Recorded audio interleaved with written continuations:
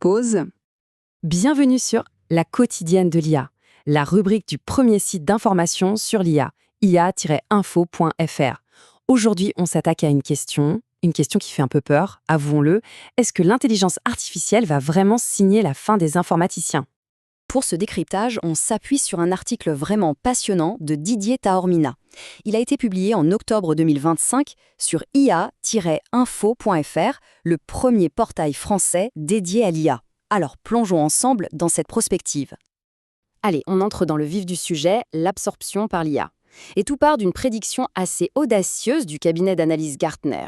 Attention, on ne parle pas ici d'une petite évolution, mais bien d'une transformation radicale, totale. La question qui se pose, elle est assez brutale en fait. Est-ce qu'on assiste tout simplement à la fin d'une ère pour l'informatique telle qu'on la connaît? L'idée, c'est que l'IA s'apprête à devenir complètement omniprésente, indissociable du moindre processus. Et ce qui est frappant, c'est que Gartner ne reste pas dans le flou. Non, il nous donne une date bien précise pour ce grand basculement. L'horizon, c'est 2030. C'est demain. C'est ce moment qui est identifié comme le point de rupture. Et là, attention, accrochez-vous bien au chiffre qui suit. D'ici 2030, 100% des activités informatiques s'appuieront sur l'IA. 100%, c'est une absorption complète. Mais alors, qu'est-ce que ça veut dire concrètement? Et oui, c'est la question qui est sur toutes les lèvres. Est-ce que ce 100% annonce un remplacement massif des humains par des machines? Ou est-ce que ça dessine un avenir différent, un futur de collaboration? Eh bien, la réponse, elle est beaucoup plus nuancée qu'on pourrait le croire à première vue. Non, l'IA ne va pas tout balayer sur son passage. En réalité, l'avenir s'articulerait autour d'une collaboration homme-machine pour les 3/4 des tâches. En fait, il faut imaginer deux mondes qui vont coexister. D'un côté, on aurait 25% des tâches, les plus simples, les plus répétitives, qui seraient complètement automatisées. Mais de l'autre côté, et c'est vraiment le point le plus important, 75% des missions verraient les humains augmentés par l'IA pour devenir plus rapides, plus performants. On se dirige vers un futur hybride. Mais, parce qu'il y a un mais, évidemment, cette transformation ne va pas se faire sans heurts. Si elle ne menace pas tout le monde de la même manière, il y a bien une catégorie de professionnels qui est particulièrement exposée. Alors, qui est en première ligne?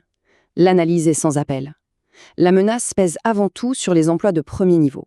Les postes juniors, le traitement de données basiques, bref, tout ce qui est facile à automatiser. Et ça vise en premier lieu les plus jeunes, ceux qui arrivent à peine sur le marché du travail. Et cette phrase de l'article résume parfaitement la crainte. Imaginez le dilemme pour une entreprise. Pourquoi embaucher un débutant pour une tâche qu'un outil d'IA peut faire plus vite et pour moins cher? C'est un défi immense pour toute une génération qui va devoir se réinventer avant même d'avoir vraiment commencé. Bon, après ce tableau un peu sombre, passons au côté plus lumineux de cette révolution. Parce que qui dit transformation dit aussi opportunité, et donc création de nouveaux rôles, de nouveaux métiers. Le mécanisme, en fait, il est assez simple à comprendre. L'IA s'occupe des tâches à faible valeur ajoutée. Ça libère du temps et du potentiel humain pour se concentrer sur des missions plus stratégiques, plus complexes. Et forcément, de cette concentration naissent de nouveaux besoins. Alors, de quelles compétences parle-t-on? Eh bien, de tout ce qu'une machine, pour l'instant, ne sait pas faire. La créativité, le leadership, la pensée critique. Et on voit déjà apparaître des métiers d'experts totalement nouveaux, comme des spécialistes en éthique de l'IA ou encore des ingénieurs d'agents conversationnels. Ok, tout ça, ça a l'air bien sur le papier. Mais la réalité, comme toujours, est un peu plus compliquée. Cette grande transition vers le tout IA ne va pas être un long fleuve tranquille. Il y a des obstacles importants, financiers, mais aussi humains. Et là encore, on a un chiffre qui fait un peu l'effet d'une douche froide. D'après Gartner, seulement 5% des projets d'IA dans les grandes entreprises arrivent à générer une vraie valeur financière rapidement. 5%, ça veut dire que le taux d'échec est énorme.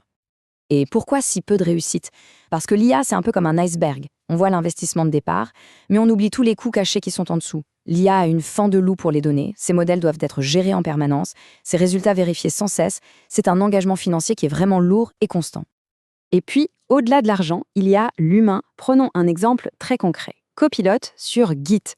Au début, c'était un simple assistant, une aide. Et puis, petit à petit, c'est devenu un outil imposé qui vient grignoter l'autonomie et la créativité des développeurs. Cette tension entre l'aide et la contrainte, c'est un frein majeur. On arrive donc au cœur du problème, au véritable enjeu.